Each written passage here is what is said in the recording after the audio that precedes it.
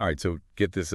Picture yourself in Kerala, the beautiful tropical part of southern India. It's Yeah. monsoon season. But instead of like the usual downpour, you look up and you see Blood red rain. blood red rain. Yeah. No kidding. This really happened back in 2001. And it wasn't just like a quick shower or anything. Oh, no. This went on for months. Yeah, it went on for weeks and weeks. And what's so wild about this is that Kerala is like this place known for its beautiful backwaters and lush greenery. It's not exactly where you'd picture something like this happening. No, not at all. I mean, red rain in Kerala, Yeah. it's like it just throws you for a loop. Yeah, and we've got all these eyewitness accounts from back then, plus a bunch of scientific reports and even some cultural interpretations about this blood rain. Okay, so where do we even begin with all this? Well, I think the eyewitness accounts really paint a vivid picture, Right. especially from like June and July of 2001. They described the rain as like thick and red, staining clothes and buildings. Wow. And it wasn't only red either. Some reports mention yellow, green, and even like black rain, but it was mostly concentrated in those Kottayam and Idukki districts. So it was like a localized thing. Yeah, which just adds to the mystery, you know? Yeah. Okay, so we've got this localized phenomenon, different colors being reported, and it lasted for weeks. Yeah. I mean, this is sounding less like a natural event and more like something out of a movie or something. Right. What were people saying at the time? Oh, you can imagine the fear and the confusion. People were really searching for answers. Some were turning to prophecies and folklore, while others were looking to science for an explanation. Okay, so let's look at the science then. Okay. What were some of the first theories that came out? Well, one of the first things that scientists did was they analyzed that rainwater. Okay. And the Center for Earth Science Studies in India, they found these microscopic red particles, and it turns out they were spores. Spores, like from mushrooms or something. Yeah, kind of like that. They come from all sorts of things, though. Huh. I had no idea that those could even end up in rain. Oh, yeah, they can. And these weren't just any spores. They identified Trentipolia annulata, which is a type of red algae. Okay. It's actually pretty common, but you don't usually see it in such high concentrations to, like, color the rain. Okay, so how did so many of these algae spores get up into the clouds in the first place? Well, one possibility is that strong winds carried them from somewhere else. Okay. There's also the theory of a volcanic eruption. Oh, wow. Or even like an atmospheric explosion that could have launched these spores way up high into the atmosphere where they mixed with the rain. Those are some pretty dramatic scenarios. Right. I can see why people might have jumped to some more out there explanations. Eh. So was everyone on board with this algae theory, though? Not everyone, no. Another theory that gained some traction focused on desert dust from the Middle East. Okay. So the idea is that winds could carry this dust, the kind that's rich in iron oxide. Oh, the stuff that makes rust its color. Exactly. That's the one. And those winds could carry it over to Kerala. I mean, that makes sense geographically, right? Yeah, it does. But would that explain the other colors that people were reporting? That's the tricky part. The dust theory explains the red rain well enough. Yeah. But not the yellow, the green, and the black. Okay. So this led some scientists to think that maybe multiple factors were at play here. Okay, so like a combination of events, some algae, some dust, and who knows what else all mixed together. It's kind of like a meteorological cocktail that resulted in all these different colored rains. Yeah, that's a good way to put it. And all this was happening back in 2001 when we didn't know as much as we do now. Right. It was a real puzzle. Yeah. And of course, there were other theories floating around too. Oh, really? Like what? Well, there's one that gets particularly interesting Okay. and a bit more out there, shall we say. It involved those microscopic red particles again. All right. So a physicist named Godfrey Louis from Mahatma Gandhi University, he started studying them, and his findings, well, they really stirred things up. Okay, let's hear it. What did he discover? His research showed that these particles were remarkably heat resistant. Yeah, like they could withstand temperatures up to 300 degrees C. Wow, that's pretty intense. Yeah, and what's even more interesting is that initially he couldn't detect any DNA in them. Hold on, no DNA. That's not your typical algae or dust particle. Exactly. So where did people go with this new information? Well, this is where the story takes a bit of a detour into the realm of speculation, shall we say. Louis proposed a hypothesis that these particles might not be from Earth at all. Oh, wait, what are you saying? He suggested they could be of extraterrestrial origin. You mean like alien? Maybe remnants of a meteor that exploded in the atmosphere or something like that. Okay, so we've gone from algae and dust to possible alien cells raining down on Kerala. Did this extraterrestrial theory actually gain any Oh, traction? absolutely. The idea of alien matter raining down on Kerala, it captured people's imaginations worldwide. It was featured in documentaries, news articles, you name it. Wow. So was Kerala the site of an alien invasion disguised as a rainstorm? Well, not quite. As with many scientific mysteries, further investigation and, advances in technology, they all led to a more grounded explanation. Okay, so back down to Earth then. Pretty much. But still, this event really challenged scientific thinking Right. and led to some pretty wild theories along the way. What can we learn from all this? The blood rain of Kerala, it's a great example of how science works. Okay. Initial observations can be puzzling and lead to a whole bunch of different theories. But as research continues and technology improves, we often arrive at more concrete and well down to earth explanations. It's a good reminder that even seemingly supernatural events can often have natural explanations. But speaking of the impact of these events, you mentioned cultural interpretations earlier. How did the people in Kerala actually react to this blood rain? The reactions were really diverse, actually reflecting the rich cultural tapestry of the region. Some saw it as a purely scientific event, while others interpreted it through local folklore and beliefs. Okay. Some even connected it to ancient prophecies or saw it as some kind of divine sign. It's fascinating how one event can be viewed through so many different lenses. And it wasn't just a local story, right? The blood rain of Kerala reached a global Oh, audience. yeah, absolutely. It became a topic of discussion in documentaries and articles exploring all sorts of unexplained phenomena. I can see why. It's like a real-life mystery that unfolded in a truly captivating way. It really is. And then there's this other aspect, too, that we haven't touched on much. Oh, what's that? The question of whether Kerala's blood rain was a one-off event or if there have been similar occurrences in other parts of the world. Oh, that's a good point. So have there been other instances of colored rain? Yes, there have, although perhaps not as intense or long-lasting as what happened in Kerala. Do you have any examples? Sure, for example, back in 1871, there were reports of red rain in Sicily. Red rain in Sicily. Yeah, investigations at the time pointed to Saharan dust carried by winds as the cause, which actually lends some support to that dust theory we were talking about earlier. Interesting. So the desert dust explanation has some historical precedence then. Yeah, it does. And there's another notable example, too. What's that? The case of black rain that fell over parts of Scotland in 2009. Black rain. That sounds intense. It was. It caused quite a stir. And later investigations linked it to industrial pollutants that mixed with the rain clouds. Wow. So what can we learn from all these other instances of colored rain? I think it highlights that while these events are unusual, they're not necessarily supernatural or unique to just one location. Yeah. They often have fascinating scientific explanations. Okay. Whether it's algae dust pollutants or a mix of all those factors, it really underscores how complex and interconnected all of our planet systems really are. It's a good reminder that the world is full of surprises, and sometimes those surprises come in the form of colorful precipitation. But I can't help but wonder, are these events becoming more common? That's a great question, and it leads us to a very important topic, climate change. Kathy, so we're connecting colored rain to climate change. How are they related? Well, we know that climate change is leading to more extreme weather events overall, right? Including changes in precipitation patterns. So it's not unreasonable to think that these changes could also be influencing the likelihood of unusual atmospheric phenomena like colored rain.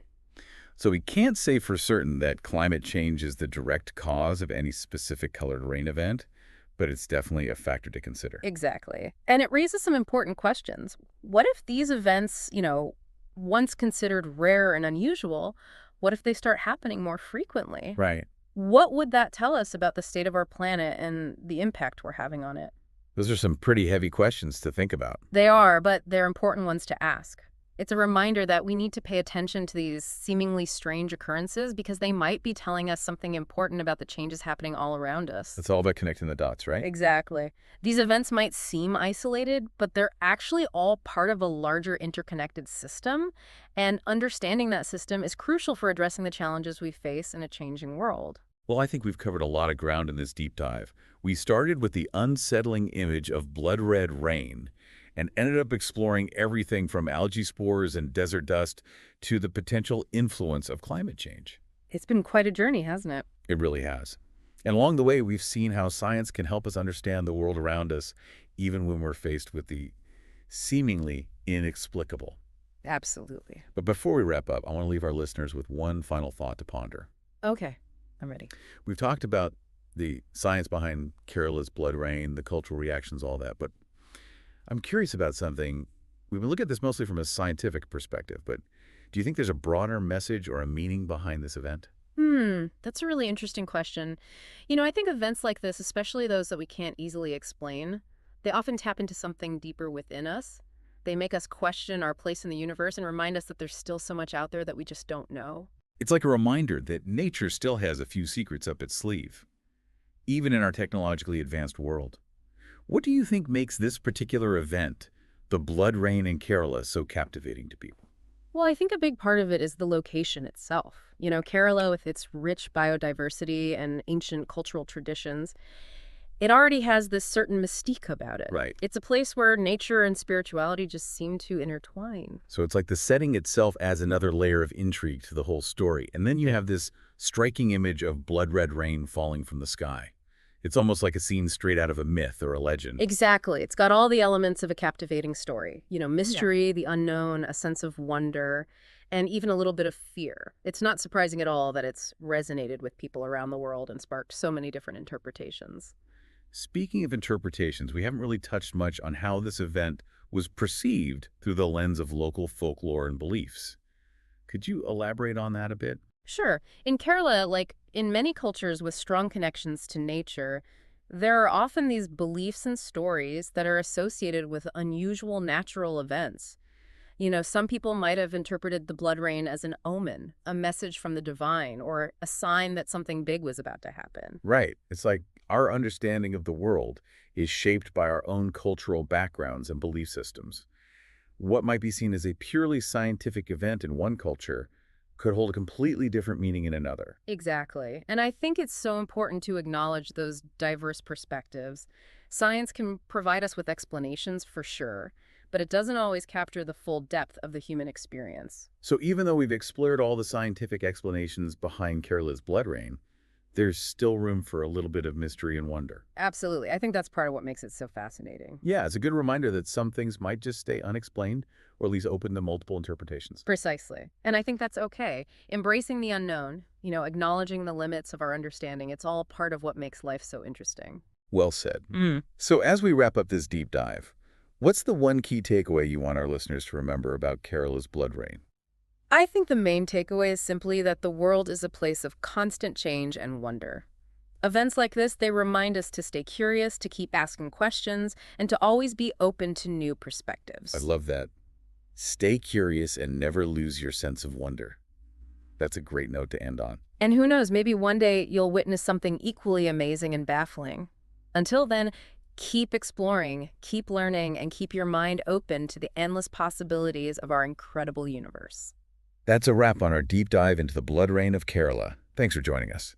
So we've got algae spores and we've got desert dust on the table as possible explanations, but I have a feeling this isn't the end of the story. You're right. This is where things get really interesting. Remember those microscopic red particles we talked about? Yeah. Well, a physicist named Godfrey Louis from Mahatma Gandhi University, he started studying them. Yeah. His findings, well, they really stirred things up. I'm intrigued. What did he find? His research showed that these particles were incredibly heat resistant. Heat resistant. Yeah, like they could handle temperatures up to 300 degrees C. 300 degrees Celsius. That's pretty high. Yeah, it is.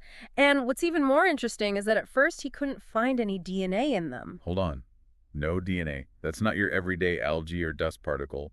Where did this lead? Well, this is where things take a bit of a turn into the realm of speculation. Louis put forward this idea that these particles might not even be from Earth. Wait, what? He suggested they could be extraterrestrial. I mean, like alien. Yeah, maybe from a meteor that exploded in the atmosphere. Okay, so we've gone from algae and dust to possible alien cells raining down in Kerala. Think people buy into this extraterrestrial theory? Oh, yeah. The idea of alien matter in the rain in Kerala, it really captured people's imaginations all over the world. It was in documentaries, news articles, you name it. Wow. So is Kerala the site of an alien invasion disguised as rain? Not quite. As with a lot of these scientific mysteries, further investigation and the technology getting better, well, it all pointed to a more realistic explanation.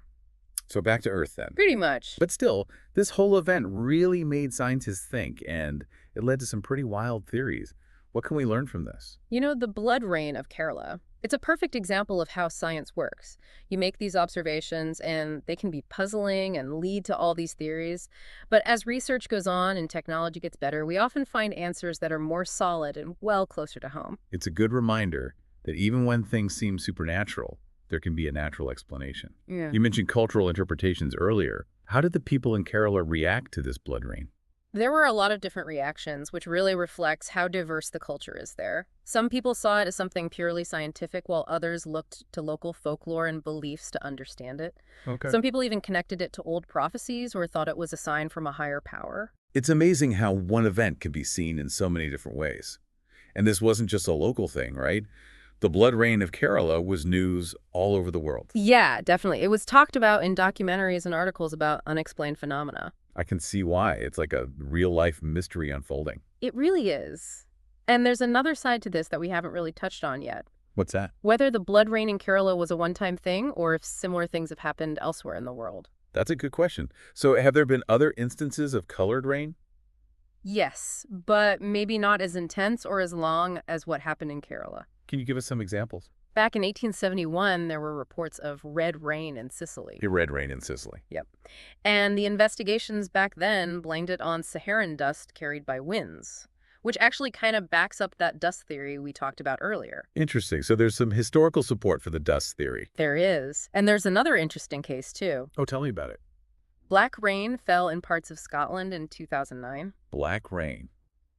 That sounds pretty serious. It was, people were really concerned. And investigations showed that it was probably caused by industrial pollution mixing with the rain clouds. Wow. So what have we learned from all these different colored rain events? I think it shows us that while they're definitely unusual, they're not necessarily supernatural or only happening in one place. They usually have a scientific explanation that's pretty fascinating. Okay. Whether it's algae dust pollutants or a mix of them all, it really emphasizes how complex and connected all the systems on our planet are. It's a good reminder that the world is full of surprises, and sometimes those surprises come in the form of colorful rain. But I wonder, are these events happening more often these days? That's a great question, and it brings us to a really important topic, climate change. Okay, so we're linking colored rain to climate change. How are they connected? Well, we already know that climate change is causing more extreme weather events. Right. And that includes changes in rainfall patterns. So it makes sense to think that these changes might also be influencing how likely we are to see unusual atmospheric events like colored rain. So we can't say for sure that climate change directly causes any specific colored rain event, but it's something to think about. Exactly. And it brings up some big questions. What if these events that we thought were so rare, what if they start happening more and more? Yeah. What would that tell us about the planet and what we're doing to it? Those are some pretty heavy questions. They are, but we need to ask them. It's a reminder to pay attention to these strange occurrences because they could be telling us something about what's happening around us. It's about connecting the dots. Exactly. Things might seem separate, but they're all part of a bigger system. And if we want to deal with the challenges of a changing world, we need to understand that system. I think we've covered a lot in this deep dive. We started with blood red rain, and we've explored everything from algae spores and desert dust to the impact of climate change. It's been quite a journey. It really has. And we've seen how science can help us make sense of the world even when things seem impossible to explain. But before we finish up, I want to leave our listeners with something to think about. But before we wrap up this deep dive, I'm kind of curious about something. We've been looking at this blood rain from like a scientific angle, but do you think there's maybe a bigger message or meaning behind this whole thing? That's a really interesting question. I think events like this, the ones we can't easily explain, they kind of make us think about our place in the universe. They remind us that there's still so much we don't know. Yeah, it's like nature's still got a few secrets hidden away, even with all our fancy technology. What do you think makes this particular event, the blood rain in Kerala, what makes it so fascinating to people? I think a lot of it has to do with the location itself. Kerala's got this incredible biodiversity and these ancient cultural traditions, so it already has this kind of mystical feel. Right. It's a place where nature and spirituality really seem connected. So it's like the setting itself adds another layer of intrigue to the whole story. And you add in this image of blood red rain falling from the sky. It's like something out of a myth or a legend. Exactly. It's got all the elements of a great story. Mystery, the unknown, a sense of wonder, and even a bit of fear. It's not surprising that people all over the world have been drawn to it and come up with so many different interpretations. Speaking of interpretations, we haven't really talked much about how this event was seen through local folklore and beliefs. Yeah. Can you tell us more about that? Sure. In Kerala, like in a lot of cultures that are closely tied to nature, there are beliefs and stories about unusual natural events. Some people might have seen the blood rain as an omen or a message from the divine, or maybe a sign that a big change was coming. Right. It's like the way we see the world is influenced by our cultural background and our beliefs. Something that's seen as totally scientific in one culture could mean something completely different in another. Exactly. And I think it's really important to acknowledge those different viewpoints. Science gives us explanations, but it doesn't always capture the whole human experience. So even though we've explored the science behind Kerala's blood rain, there's still room for mystery and wonder. Absolutely. I think that's part of what makes it so captivating. Yeah, it's a good reminder that some things might always be a mystery, or at least open to different interpretations. Exactly. And that's okay.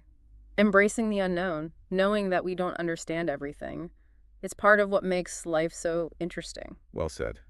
So as we finish up this deep dive, what's the main thing you want our listeners to take away from Kerala's blood rain? I think the biggest takeaway is that the world is constantly changing and it's full of wonder. Events like this remind us to be curious, to keep asking questions, and to be open to new ways of seeing things. I love that for you. Stay curious and never lose your sense of wonder. Mm. That's a fantastic way to end this. And who knows, maybe someday you'll see something just as amazing and puzzling. Until then, keep exploring, keep learning, and keep your mind open to all the possibilities out there in our incredible universe. And that's a wrap on our deep dive into the blood rain of Kerala. Thanks for joining us.